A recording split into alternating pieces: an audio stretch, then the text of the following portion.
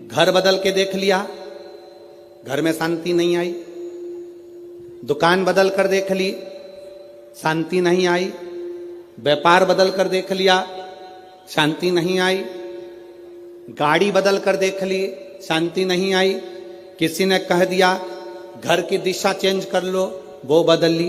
किसी ने कहा बाथरूम बदल लो, कोई ने कहा सीढ़ी बदल लो, कोई ने कहा रसोई घर बदल लो, कोई ने कहा दुकान बदल लो, कोई ने कहा व्यापार बदल लो, कोई ने कहा गाड़ी बदल लो, कोई ने कहा पहनने का तरीका बदल लो, कोई ने कहा कपड़े बदल लो। सब कुछ बदल कर देख लिया, कुछ फायदा नहीं हुआ। अब एक बार शिव महापुराण की कथा मानो, कुछ मत बदलो। जिस घर में रह रहे हो उसी में रहो, जो व्यापार कर रहे हो उसी को करो। बस अपने नेचर को थोड़ा सा बदल लो, सब कुछ अच्छा हो जाए। बोल बम का नारा है, इतना धीमा बोलोगे तो कल्याण तुम्हारा है। अच्छे से बोलो जरा, बोल बम का नारा है, सारी समस्या का हल शिव तत्व को पाना। हम अंदर से कठोर बन गए, बहुत कठोर। अब इतनी भीतर की कठोरता हमारे भीतर विश्वास कैसे पैदा करेगी? हमारे भीतर भक्ति कैसे पैदा करेगी? हमारे भीतर नम्रता कैसे पैदा करेगी? शिव जी से पार्वती जी ने पूछा कि आपके ये 5 चीजों का दर्शन जीव को क्या देता है? शंकर भगवान कहते हैं इन 5 का दर्शन आप कर पाए ना कर पाए, केवल एक दर्शन भी अगर आपने कर लिया। काय का दर्शन? जम के बोलो जरा, रुद्राक्ष। महिलाएं पूछती हैं क्या रुद्राक्ष स्त्री पहन सकती है? क्यों नहीं?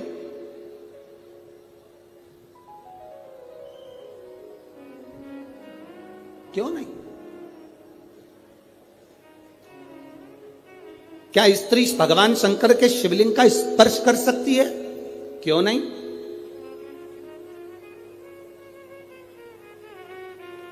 बस रजस्वला धर्म के समय पर स्पर्श ना करें, रजस्वला धर्म के समय पर भगवान को छुए ना, मंदिर देवालय शिवालय ना जाए।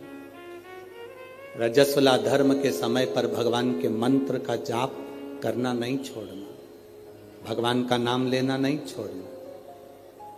कोई ने कहा गुरुजी हमने तो सुना है कि रजस्वला धर्म के समय पर नारी भगवान का नाम भी नहीं ले सकती। हमने कहा रजस्वला धर्म के समय पर नाम क्यों नहीं ले सकते? रजस्वला धर्म के समय पर खा सकते हो,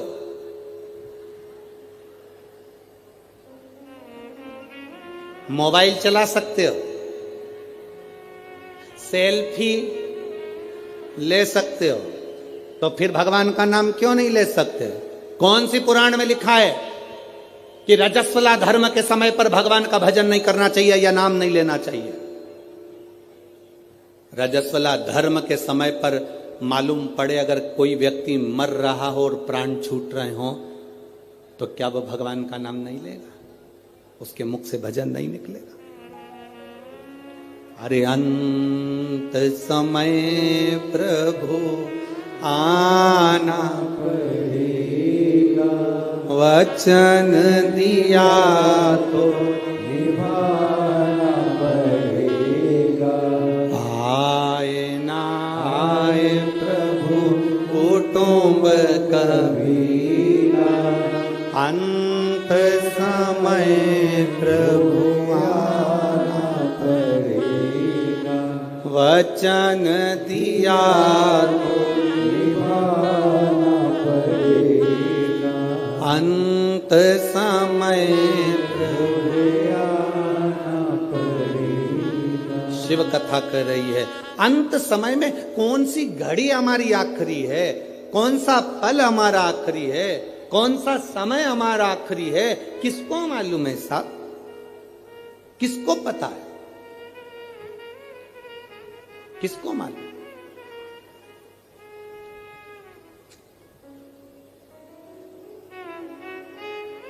कौन सा समय हमारा आखिरी होगा ये किसको मालूम?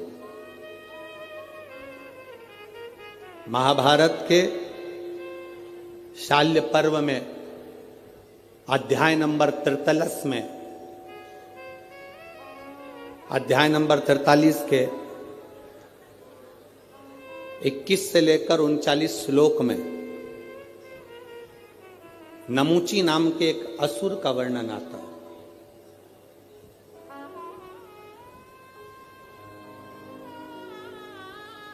वो नमूची,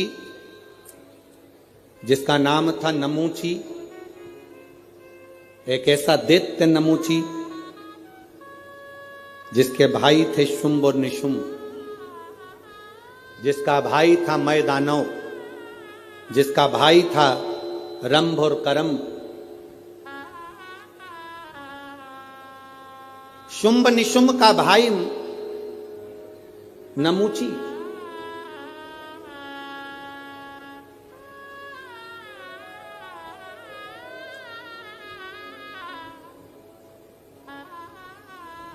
जिसने भगवान विष्णु का तप करा, भगवान नारायण प्रसन्न नहीं हुए। ब्रह्मा जी का तप करा, ब्रह्मदेव प्रसन्न नहीं हुए, गुस्से में आ गए, क्रोध में आ गए, इंद्र पर आक्रमण कर दिया। और इंद्र पर आक्रमण कर इंद्र की सत्ता को उसने कब्जा कर लिया। इंद्र की सत्ता पर कब्जा करा, धीरे धीरे कर उसने सारी सत्ताओं को अपना बना लिया। अब फिर तप करने बैठा। अब उसने सोचा कि इंद्र की सत्ता मेरी हो गई, सारी सत्ता मेरी हो गई, अगर नारायण और ब्रह्मा ने मेरे को वर नहीं दिया तो मैं उनकी सत्ता को भी अपना बना लूंगा। वो क्रोध में आकर तप करने बैठ गए। तप करा तो ब्रह्मदेव और भगवान विष्णु प्रकट हुए। भगवान ब्रह्मा जी ने कहा, नमूची तुझे क्या चाहिए? नमूची ने कहा कि बस मुझे वर चाहिए। ब्रह्मा जी ने कहा वर देने की सामर्थ्यता तो नारायण में। ब्रह्मा जी का तप छोड़कर नमूची भगवान विष्णु की साधना करने लगा। भगवान नारायण की साधना करते करते भगवान नारायण प्रकट हो गए और भगवान नारायण ने प्रकट होकर पूछा, नमूची तुझे क्या चाहिए? नमूची कहता है बस मैं आपसे वर मांगना चाहता हूं। इतने में भगवान विष्णु ने सोचा कि अगर मैं नमूची को वर दे दूंगा और ये क्या मांग लेगा पता नहीं। तो भगवान विष्णु ने कहा कि वर देने की सामर्थ्यता तो मुझ में है ही नहीं, वर तो महादेव दे सकते हैं। अब नमूची भगवान शिव को ढूंढते ढूंढते भगवान शंकर की साधना करना है और कैलाश पर पहुंच गया।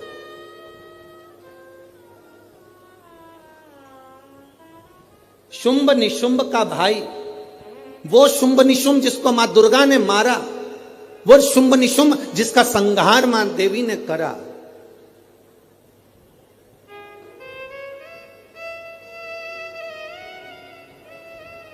देवी जी की आरती में आप लोग गाते होंगे, गाते हो, शुंभ निशुंभ का वर्णन आता है।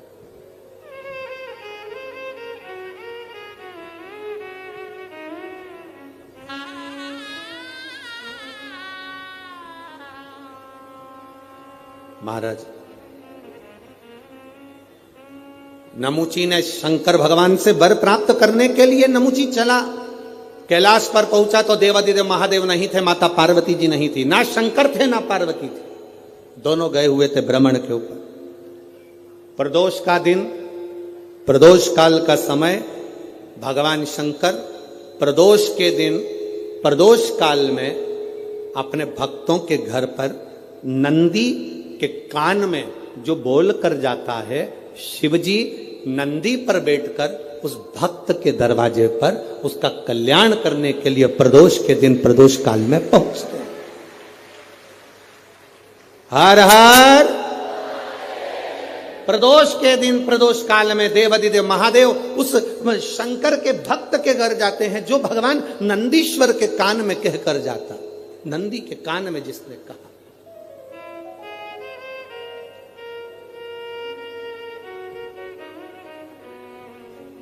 शंकर भगवान के इस शिवलिंग का स्मरण आप करेंगे। बीच में जो एक मोटी सी लाइन होती है इसको अशोक सुंदरी कहते हैं। सब लोग दर्शन करें, जम के बोलो जरा, करें। अशोक सुंदरी की जगह जहां पूरी हो जाती है उसके बीच में शिवलिंग और उसके बीच में थोड़ी सी जगह खाली आती है। करें दर्शन, समझना जरा बहुत अच्छे से। जैसे ये अशोक सुंदरी की जगह है, हम निवेदन करेंगे आस्था चैनल वालों से भी और एलईडी वाले भी, जिन जिनको एलईडी पर आप दर्शन करा रहे हैं वो पूरी तरह से कराएं। गणेश जी का स्थान, षडानंद कार्तिकेय का स्थान, अशोक सुंदरी का स्थान बीच में। अशोक सुंदरी का जो स्थान पूरा हो जाता है वहां से लेकर शिवलिंग के बीच में खाली जगह आती है। करें दर्शन आप लोगों ने, खाली जगह आती है।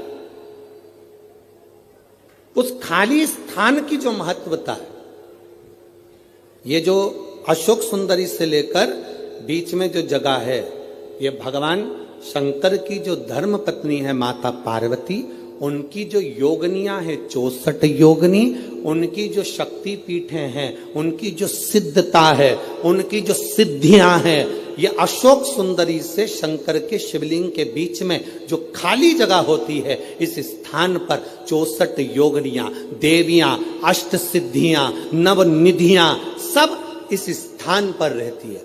इसलिए हमारे यहाँ शिव महापुराण की कथा कहती है, पूर्ण पूजन के बाद अगर कोई नारी, कोई पुरुष, कोई बच्चा, कोई बुजुर्ग अपने मन की बात का स्मरण इस जगह पर हाथ को रखकर, जैसे किसी के हृदय पर हाथ रखते हैं तो दिल धड़कता हुआ स्मरण होता है, उसी तरह यहाँ स्पर्श करेंगे और स्पर्श कर कर जब अपने मन की बात कहते हैं तो देव अधिदेव महादेव नंदी के साथ आकर प्रदोष के दिन कार्य की सिद्धता पूर्ण करते हैं। उस स्थान की मूलता होती है, वो स्थान। समझ में आ गई ना जगह? अरे बोलो तो जम के। नहीं समझ में आई हो तो एक बार फिर वापिस समझ लीजिए, फिर समझोगा। स्थान देखिएगा, अपने को भगवान की कृपा से यहाँ नागपुर में शंकर जी का शिवलिंग कोई ने कागज का बनाकर यहाँ जो भेजा, ये काम बाबा की कृपा से आप लोगों के स्मरण के लिए आया। देखिए जरा, गणेश जी का स्थान, कार्तिकेय जी का स्थान, बीच में ये आ गई अशोक सुंदरी की मोटी सी लाइन। अशोक सुंदरी की लाइन जहां खड़ी हो खत्म होती है, वहां से जो शिवलिंग रखा है, इसके बीच की जो जगह है, ये जो बीच में अशोक सुंदरी के स्थान से लेकर शिवलिंग के स्थान के बीच में जो खाली जगह है, ये 64 योगनियां, अष्ट सिद्धियां, नवनिधियां, सब कुछ मेरे देव अधिदेव महादेव ने माता पार्वती को अपने चित्तवृत्ति के साथ यहां अनुमति प्रदान कर रखी है। वहां का स्पर्श, वहां का मात्र स्पर्श और हमारे दिल की बात, शंभो शरणे पड़ी मांगू घड़ी रे दुख काटो दया करी ने दर्शन। उस स्थान का स्पर्श हमें सुख देता, स्थान का स्पर्श।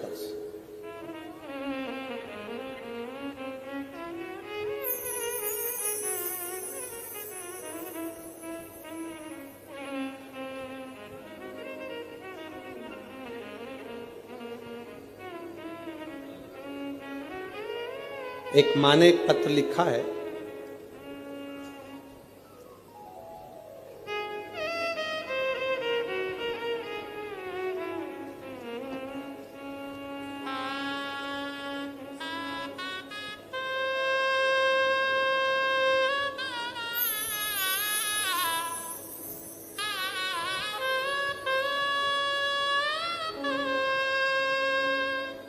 मेरा नाम भाग्यश्री जगदीश जिम काटे है, मोबाइल नंबर ये है, पता भील गांव, नाका नंबर 2, कामठी रोड, नागपुर की रहने वाली हूं। कहीं बैठी हैं? कहीं बैठी हो तो हाथ हिला सकती हैं। गुरुदेव, शिव जी के जल चढ़ाने का और रुद्राक्ष का क्या वर्णन करूं। मेरे पापा नशा करते थे गुरुजी। पिताजी को जब से मैंने होश संभाला तब से उनको नशे में देखा। आप कहते हो रुद्राक्ष में क्या है गुरुदेव, एक लोटे जल में क्या है। मैं कहती हूं गुरुदेव, मैंने अपनी जिंदगी में जब से होश संभाला मेरे पिताजी को, मेरे पापा को दारू के नशे में देखा। उनको होश सुबह ले शाम को ले। गुरुदेव, बाबा से मैंने प्रार्थना करी, एक लोटा जल समर्पित करा, एक बेलपत्र लेकर आती, पिताजी को देती तो पिताजी लेते नहीं उस बेलपत्र। पिताजी जब बेलपत्र नहीं खाते तो उनको लगता कि मेरी बेटी हो सकता मुझ पर कुछ करवा रही है। बेलपत्र नहीं खाते तो मैं जल चढ़ाकर जल लाती, वो भी देती तो नहीं लेते। तब उस जल को मैं पानी के हंडे में डाल देती, पानी के हंडे में जल को डालती और मेरे पिता ने पीना चालू करा उस पानी को। गुरुदेव, मैं शिवजी से रोज प्रार्थना कर कर आती थी, बाबा मेरे पिता दारू के नशे को छोड़ दें। और गुरुदेव, आज मैं गर्व से कहती हूं कि मेरे पिता पूर्ण तरह से मदिरा को त्याग दिए। ये शिव तत्व है। गुरुदेव, मेरे शरीर में एक बीमारी थी, जिस बीमारी के चलते मेरे को जहां पर फुंसी होती थी वहां गठान पड़ जाती थी। मेरे शरीर में जहां फुंसी हुई वहां गठान पड़ जाती थी, उस गठान को ऑपरेशन की जरूरत होती थी। जितनी बार भी मैंने थेरेपी करवाई, टेस्ट करवाए, हर तरह के ब्लड टेस्ट कराए, सारी जांचें हुई, पर इस समझ में नहीं आया कि मुझे इतनी गठाने शरीर में क्यों हो जाती। बाबा, आपने एक बार कहा था कथा में कि शंकर भगवान के जो जल बहकर नीचे गिरता है, जहां पर 33 कोटि देवता का स्थान है, मां दुर्गा को टच कर कर उसको खाने का कहा था। गुरुदेव, मैंने उसको खाना प्रारंभ करा और मुझे बचपन से जो प्रॉब्लम थी वो प्रॉब्लम मेरी समाप्त हो गई। अब मेरे शरीर में गांठ नहीं पड़ती है। ये मेरे बाबा की कृपा, शिव तत्व ओघड़ी की कृपा। ये शंभु है, शंकर।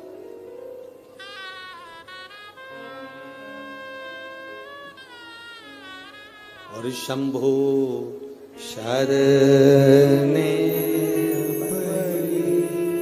मांगू घड़ी रे घड़ी, दुख काटो दया करी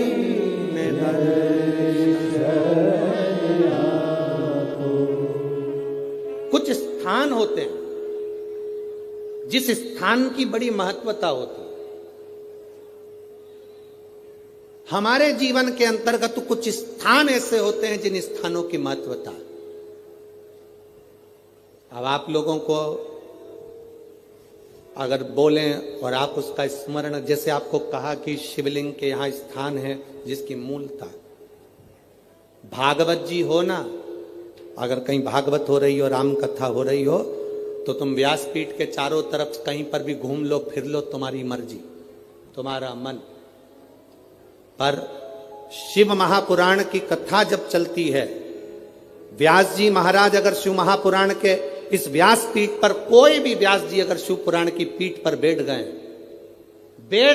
कथा चालू हो चाहे ना हो, अगर व्यास पीठ पर, शिव पुराण की पीठ पर बैठ गए, तो जहां भक्त बैठते हैं उसके सामने, इस व्यास पीठ के ठीक सामने नंदी का स्थान हो जाता है। नंदी के स्थान को चाहे जजमान हो, चाहे कोई मंत्री हो, चाहे कोई मिनिस्टर हो, चाहे कोई कलंत्री हो, उसको भी यहां से वहां सामने से हम निकलने नहीं देते। क्यों? क्योंकि वो निकल तो जाता है पर बाद में उसको कष्ट भोगना पड़ता है। इसलिए हम मना करते हैं, इधर से मत जाना, आगे मत जाना, इधर से जाओ, पीछे से जाओ, इधर से पहुंचो, सम्मुख मत जाइए। जितनी दूरी बनती है इस व्यास पीठ के सम्मुख।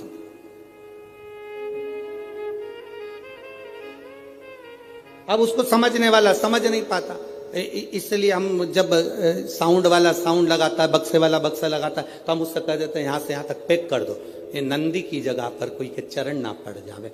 जितनी देर आप कथा सुनते हो, जितनी देर आप कथा के मंडप में बैठकर कथा सुनते हो, उतनी देर 33 कोटि देवता नंदीश्वर तुमरुका जी इस व्यासपीठ के ठीक सामने बैठकर शंकर की कथा का स्मरण करते हैं। कथा का स्मरण,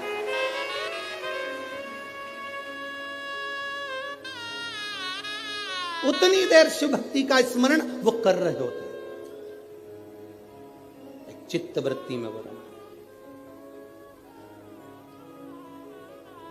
चित्त वृत्ति। कई कैमरे वाले ऐसे होते हैं, फोटो खींचने वाले होते हैं, हम उन्होंने अभी तक शिव पुराण में कभी गए नहीं होते हैं। वो क्या भागवत जी में गए हैं, राम कथा में गए हैं तो कहीं से भी निकल जाते हैं, उनको अंदाजा नहीं रहता। हमारे भक्त उनसे कहते भैया सामने से नहीं जाना, जाना पीछे से, आप उधर से जाना, शिव के पीछे से निकल जाना, सम्मुख मत जाना। तुमरुका जी है, नंदीश्वर है, उनके गण है, वहां स्थान है उनका। जितनी देर व्यासपीठ पर व्यास जी बैठा है उतनी देर तक वो स्थान मूल है। व्यास जी नीचे उतर गया, तुम पूरी व्यासपीठ पर कहीं पर भी घूमो, जब तक कोई पंडित शिव पुराण वाचने नहीं बैठा तब तक तुम पूरी व्यासपीठ पर कहीं पर भी घूमो, कोई मतलब नहीं। पर जिस समय पर व्यास बैठ गया उस समय पर तुमरुका जी को आवाहन कर कर, नंदीश्वर को आवाहन कर कर, झोली पसार कर, उसको प्रणाम कर कर, आमंत्रित करके, झाड़ू लगा के, बाबा आपका स्थान साफ कर दिया है, आओ आप बैठो तुमरुका जी, आओ नंदीश्वर आप बैठो, आपका स्थान हो गया। 3 बार झाड़ू लगाकर बाबा को स्थान देकर तब व्यास जी व्यासपीठ पर बैठता है शिव पुराण करने के। उस स्थान की मूलता होती। क्यों व्यासपीठ से कहते हैं कि उठकर जाओ, तुम्हारे शरीर में कैसा भी रोग हो, कितना भी रोग हो, श्री शिवाय नमस्तुभ्यम जिस जगह पर बैठकर तुम कह रहे हो, उस भूमि की रज को केवल स्पर्श कर कर जाना और 3 महीने में हमको बताना कि बाबा ने तुमको हाथ पकड़ा कि नहीं पकड़ा, साधा कि नहीं साधा। ये पत्रों का जो ढेर है, ये इतने पत्र एक एक दिन में आ रहे हैं, इन पत्रों को तो हम पढ़ भी नहीं पाते। आपके पास फुर्सत हो तो इन पत्रों को ले जाना, इसमें मोबाइल नंबर और एड्रेस सब है, और उनके घर जाकर पूछना कि बाबा ने तुमको 3 महीने में दिया कि नहीं दिया। ये उसकी कृपा है, उसकी उदारता। तुम कहीं पर भी बैठे हो, हम तुम्हें नजर आ रहे नहीं आ रहे, हम तुम्हें दिख रहे ना दिख रहे, तुम दुकान पर बैठे हो, रोड पर बैठे हो, गली में बैठे हो, मोहल्ले में बैठे हो, जहां तक तुम्हें आवाज जा रही है, चाहे माइक कहीं तक लगे हैं, चोंगे कहीं तक लगे हैं, जहां आवाज जा रही है वहां तक अगर आप कथा सुन रहे हो, मतलब तुम्हारे चित्त वृत्ति में शिव समाया है। वो कृपा करेगा, निश्चित है, तेरी झोली भरेगा, वो निश्चित है। खाली न जाता कोई दर से तुम्हारे, खाली न जाता कोई दर से तुम्हारे, मैं भी खड़ी हूँ नन्ही बार पसार, अपने हृदय से लगा लो, लगा लो, गिरा जा रहा हूँ, उठा लो, उठा लो, भोले अपने दर से अब तो न टालो, गिरी जा रही हूँ, उठा लो। ये समझना हमको है, शंकर के एक एक भाव को समझना हमको है, शिव की भक्ति का क्या फल है, शंकर की कथा सुनने के बाद हमें क्या मिलता है, ये तो सियोर वाला महाराज भी नहीं जानता, पर इतना जरूर जानता है कि झोली कभी खाली नहीं रहती, ये निश्चित है। क्या देगा वो पता नहीं हमको भी, पर वो देता जरूर है। उसके द्वार पर आया, खाली नहीं जा सकता।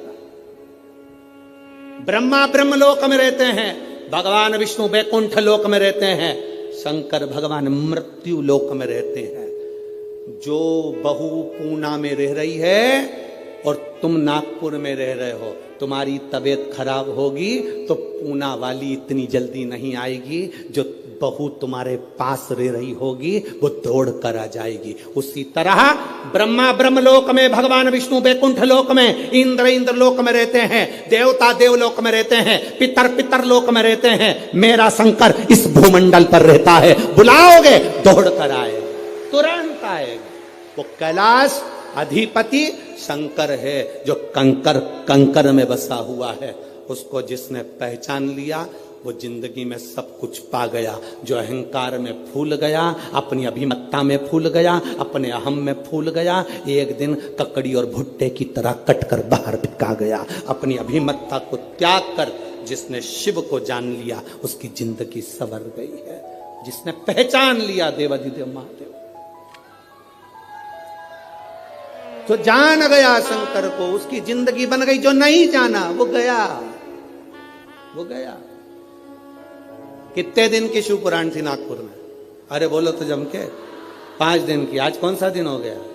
तीसरा। कल चौथा, परसों पांचवा। कल के दिन भी यही 2 बजे से 5 बजे तक कथा हो जाएगी। परसों के दिन सवेरे 8 बजे से 11 बजे तक कथा पूरी हो जाएगी। टीवी पर 2 बजे से 5 बजे तक आ जाएगी। 11 बजे जो यहाँ सुनने वाले हैं वो सवेरे सुनेंगे, अपने अपने घर चले जाएंगे। जो लड़ने वाले हैं, झगड़ा करने वाले हैं, वो यहीं की दहीं धरे की धरे रह जाएंगे। जिनको कथा से मतलब था उसने झोली भर ली और बटोर कर ले गया। जिसको दुनिया से मतलब था वो पड़ा की पड़ा रह गया। जिसको कथा से मतलब था उसने झोली भर भर कर बटोर लिया, महादेव से मांग लिया, बाबा खाली मत भेज देना। आज हम जब मोहनमते भाऊ जी के यहाँ पर वहां पर थे, आमदार जी के यहाँ, तो वहां पर कोई झांसी वाले भैया बता रहे थे कि यहाँ, झांसी वाले नहीं, यहीं के कोई भाई बता रहे थे कि हम जहाँ रह रहे हैं गुरुजी, इसी के सामने कोई परिवार रहता है, उसके घर में कई सालों से बच्चे नहीं थे, कई साल हो गए थे बच्चे नहीं थे। गुरुजी वो सीहोर गए, बाबा को कहकर आ गए, बाबा सब दूर धक्के खाली है, अब तेरे दरवाजे का धक्का मत निकाल देना, मुझे औलाद जरूर देना। और बाबा ने उसके घर में ये 11 तारीख जो गई, उस 11 तारीख को 2 बच्चे दे दिए बाबा की कृपा से, एक बेटा और एक बेटी। किसने बताया था? है? अच्छा पीछे हैं वो, उन्होंने बताया था। हम जहाँ भाऊ के यहाँ रुके हैं ना, विधायक जी के, आमदार जी के, वहां उनके यहाँ बता रहे थे ऐसा। तो ये शिव तत्व है, ओ घड़ी है शंकर। क्या देगा आपको भी नहीं मालूम पड़ेगा। आप दिल से सुन लो उसको, दिल से। सेवा करने का मौका मिले दिल से सेवा कर लो, पानी पिलाने का मौका मिले दिल से पानी पिला लो। कमाने के लिए पूरी जिंदगी पड़ी है, कमाने के लिए पूरा साल पड़ा है। 5 दिन मिले थे, दोनों हाथों से जिसको जो खिला सकते थे, पानी पिला सकते थे, भोजन करा सकते थे, खिचड़ी खिला सकते थे, खिला लो। 5 दिन मिले हैं, इस दिल से जितना लुटा सकते हो लुटा लो। और एक डायरी में लिख के रख लो कि मैंने 50 रुपए का पानी पिलाया। उस 50 रुपए का 1.5 महीने इंतजार करना, वो कितना देता है ये उसके ऊपर निर्भर करेगा। लिख कर भी रखना, तारीख लिखना कि इतनी तारीख को मैंने इतना खिलाया था, 1 पाउच पानी का पिलाया था, 1 कप चाय पिलाई थी, या 1 दोने में मैंने प्रसाद किसी को खिलाया था। मैं घर से पूड़ी बना कर ले गई थी, किसी को भोजन करा दिया। शंकर का कोई भक्त कथा सुनने आया था, उसको मैंने पूड़ी, मैंने पूरन पोड़ी, मैंने आमटी, जो भी तुम बनाए हो वो मैंने बाबा को दी। उसका फल क्या होता है वो अपने अंदाजे में रखिएगा। क्या देता है शंकर, क्या?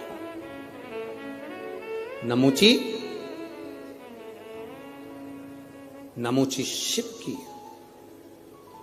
कैलाश पर पहुंच गया, चारों तरफ देख रहा है, शिव पार्वती नहीं है, क्योंकि प्रदोष के दिन, प्रदोष काल में मेरे देवाधिदेव महादेव नंदी के कहने पर चल दिए भक्तों के घर।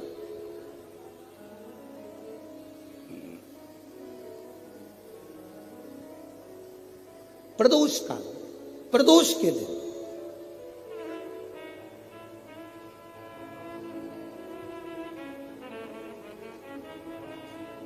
और गए।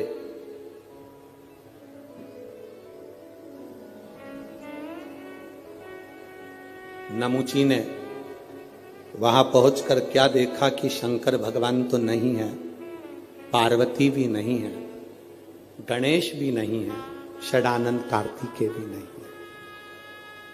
कैलाश सूना पड़ा, एकदम सूना, एकदम सूना। नमुची ने देखा कि एक रुद्राक्ष का मन का, शिव जी के गले में जो मन के पड़े थे, शंकर के गले में जो माला पड़ी थी, उसमें से रुद्राक्ष का मन का भूमि पर पड़ा था। एक मन का, एक मन का। कभी कभी कुबेरेश्वर धाम से आया हुआ रुद्राक्ष हो, या तुम्हारे घर में रखा हुआ रुद्राक्ष हो, या गले में पड़ा हुआ रुद्राक्ष हो, बीच में से चटक जाता है, फट जाता है, टूट जाता है। अंदाजा लगाना कोई विपदा की घड़ी तेरे ऊपर आने वाली थी, तेरे घर पर आने वाली थी। देवाधिदेव महादेव ने अपने ऊपर झेल ली, टूट गया, टूट गया।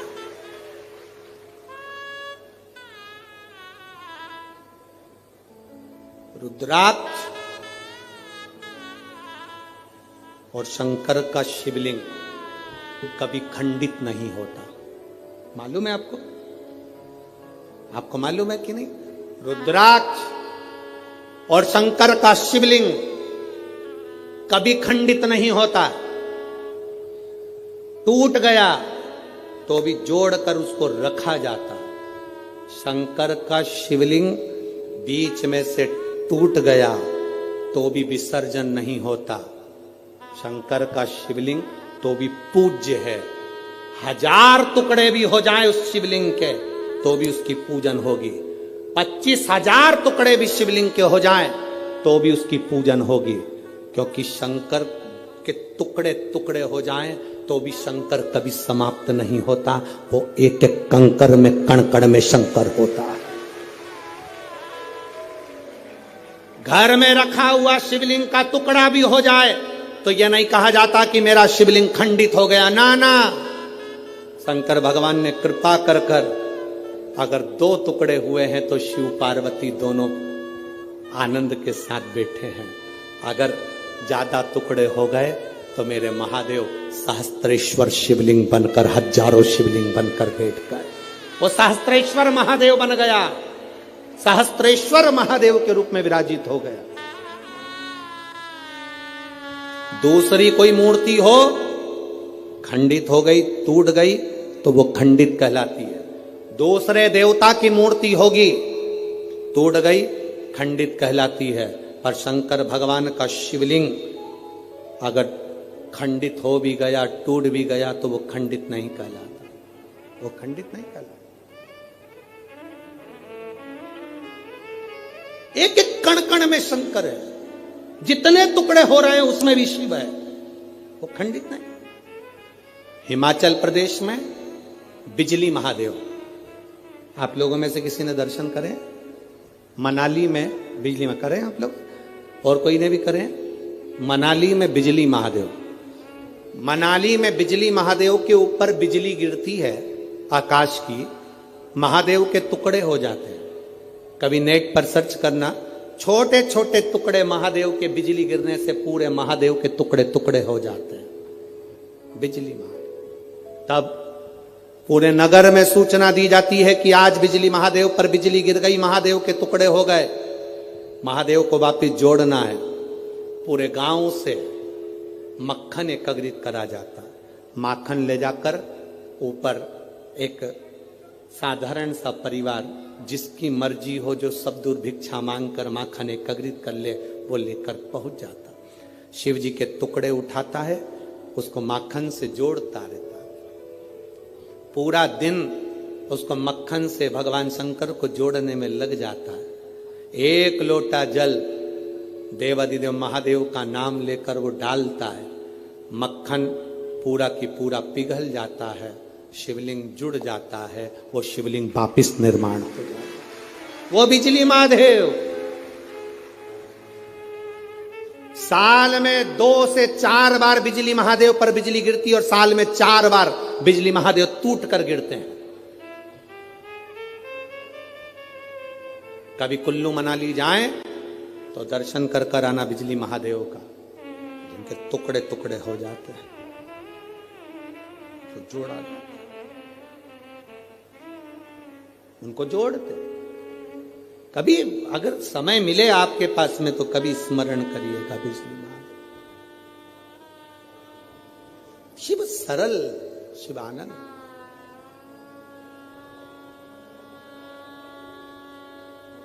उसको पहचानने वाला, उसको जानने वाला सरल सहज नहीं है, सरल सहज। उसको पहचानिए। और जिस समय पर आप जान गए कि शंकर खंडित नहीं होता, जिस समय पर आप जान गए कि शंकर कभी खंडित नहीं होते शिव, और तुम्हारे गले में, तुम्हारे घर में रुद्राक्ष है, उसके टुकड़े हो गए, उसको वापिस जोड़ने का प्रयास करो। वापिस नहीं जोड़ता, उसको एक कपड़े में बांध कर रख लो। शिव, शंकर का शिवलिंग और रुद्राक्ष कभी खंडित नहीं कहलाता। उसका फल उतना की उतना ही होता है। उसका फल उतना की उतना ही रहेगा, उसका बल उतना की उतना रहेगा। वो कभी खंडित नहीं, उसका बल उतना की उतना। इसलिए शंभु शरणे पड़ी मांगू घड़ी घड़ी दुख का दया करी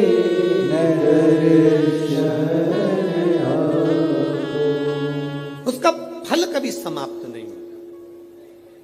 रुद्राक्ष के 10 टुकड़े भी हो जाएं तो रुद्राक्ष का फल समाप्त नहीं होता। आप में से कई लोग ऐसे बैठे होंगे जिनके घर में रुद्राक्ष टूटा होगा, बिखरा होगा। उठाओ जरा हाथ, जिनके घर में अगर कभी रुद्राक्ष टूटा हुआ भी हो तो आपको महसूस करा होगा आपने कि वो रुद्राक्ष टूट गया, बेकार हो गया, कोई काम का नहीं है। ना ना ना ना, शंकर भगवान की एक बेलपत्र, शिव की एक बेलपत्र जो शंकर जी पे समर्पित हो गई, समर्पित होने के बाद उठाने में टूट गई, खंडित हो गई। शिव जी पे चढ़ी थी, पूरी थी, पर जब चढ़ने के बाद बहुत सारी उठाई गई तो टूट गई, खंडित हो गई, टूट गई, खंडित हो गई। वो खंडित नहीं कहलाती। शिव जी पे चढ़ने के बाद जो बेलपत्र का अगर एक पत्ता भी तुमको मिला तो वो पूरी बेलपत्र कहलाती है, वो अधूरी नहीं कहलाती।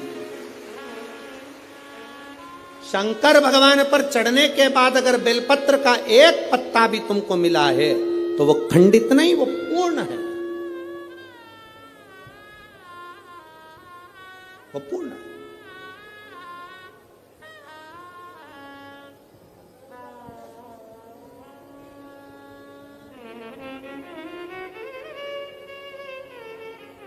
इसीलिए शिव कथा कर रहे हैं।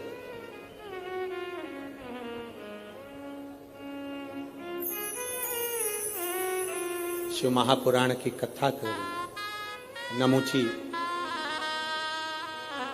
को एक रुद्राक्ष का मन का नमूची को मिला है, एक रुद्राक्ष का मन का। दैत्य है, असुर है, राक्षस है। अब वो विचार करने लगा कि ये रुद्राक्ष किसका है, मुझे मिला है। फिक्र और जिक्र, थोड़ा ध्यान देना, दो चीजें। क्या क्या? मुंह से बोलो। फिक्र और जिक्र। फिक्र, ज्यादा फिक्र करोगे, ज्यादा चिंता करोगे तो चिंता फिक्र तुम्हें तन्हाई दे देती है, एकांत दे देती है, तुम्हारी बुद्धि काम करना बंद कर देती है। ज्यादा फिक्र होती है तो व्यक्ति का बीपी ऊंचा नीचा हो जाता है, शुगर ऊपर नीचे हो जाती है और व्यक्ति चिंता में पड़कर कमरे में अकेला पड़ा रहता है। फिक्र चिंता देती है, फिक्र एकांत देता है, फिक्र तन्हाई देती है। तनाही रहती है, फिक्र तुम्हें अकेले कमरे में पटक देगा। और जिक्र, जिस समय पर तुम्हारे को फिक्र होने लगे तब महादेव की जिक्र करना प्रारंभ कर दो, उसकी चर्चा करना प्रारंभ कर दो, तन्हाई मिट जाती है। तन्हाई मिट जाएगी अगर शंकर की चर्चा करोगे, शंकर की जिक्र करोगे, शंकर की भक्ति करोगे। ढोलक शिव की चर्चा कर रहे हो अगर,